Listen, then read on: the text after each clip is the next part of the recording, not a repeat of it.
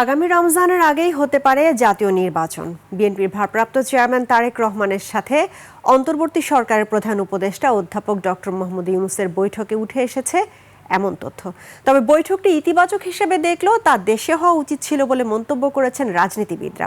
বিস্তারিত খালিদ ইবনে মিজানের রিপোর্টে। ওয়ালটন আবারও মিলিয়নিয়ার অফারে ওয়ালটন ফ্রিজ কিনে আপনিও হয়ে যেতে পারেন মিলিয়নিয়ার। প্রত্যাশিত সমঝোতায় সফল হলো প্রধান উপদেষ্টা ডক্টর মোহাম্মদ ইউনূস এবং বিএনপির ভারপ্রাপ্ত চেয়ারম্যান তারেক রহমানের বহুল আলোচিত বৈঠক। রমজান শুরু হওয়ার আগেই হতে পারে জাতীয় নির্বাচন, এমন তথ্য এসেছে বৈঠক শেষে। এদিকে দুই নেতার এই বৈঠক ইতিবাচক হিসেবেই দেখছেন রাজনীতিবিদরা। রাজনৈতিক দলগুলোর সাথে সরকারের যে একটা দূরত্ব, একটা ভুল বোঝাবুঝি তৈরি হয়েছিল, সেটার খানিকটা অবসান হলো বলে আমার কাছে মনে হচ্ছে। আর ভালো হতো সরকারের জন্য সিদ্ধান্তটা ৭,৫০০ মাইল দূরে না নিয়ে যদি দেশের মধ্যে সবার সঙ্গে আলাপ আলোচনা করে যদি সিদ্ধান্ত নেওয়া যেত, এটা নিশ্চয়ই সরকারের জন্য সম্মানজনক হতো, রাজনৈতিক দল এবং জনগণ অনেক বেশি আস্থার জায়গাটা পেত।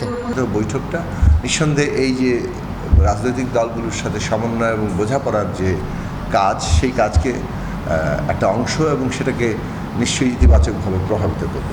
নির্বাচনের প্রস্তুতি নিয়ে দ্রুতই মাঠে নামার কথাও জানালেন তারা। নির্বাচনের ব্যাপারে তো আগে থেকেই প্রস্তুতি শুরু করেছি আমরা যেহেতু এবার আমাদের নির্বাচনে প্রথম অংশগ্রহণ, আমরা রেজিস্টার্ড দল হয়েছি, আমরা নতুন করে মার্কা পেয়েছি, সুতরাং আমাদের সবার মধ্যে একটা উৎসাহ উদ্দীপনা আছে। আমরা চেষ্টা করব যে ৩০০ আসনেই প্রার্থী দেওয়া যায় কিনা, কারণ এটা একটা বিরাট চ্যালেঞ্জ হবে আমাদের জন্য। জাতীয় নির্বাচন 2014-তে তো করি নাই, 2024-এও করি নাই, 18-তে আমরা গোটা বাংলাদেশের সব আসনেই আমাদের প্রার্থী ছিল। তো নির্বাচনের প্রস্তুতিটা আমাদের সবসময় চলে। রাজনীতিতে সুষ্ঠু পরিবেশ ফিরিয়ে আনতে বৈঠকটি গুরুত্বপূর্ণ ভূমিকা রাখবে বলে প্রত্যাশা করছেন রাজনীতিবিদরা। আমরা মনে করি যে এই আলোচনার প্রক্রিয়ার মধ্যে দিয়ে মসৃণভাবে আমরা একটা গণতান্ত্রিক উত্তরণে যেতে পারবো। খালিদ ইবনে মিজান, 21 টেলিভিশন, ঢাকা।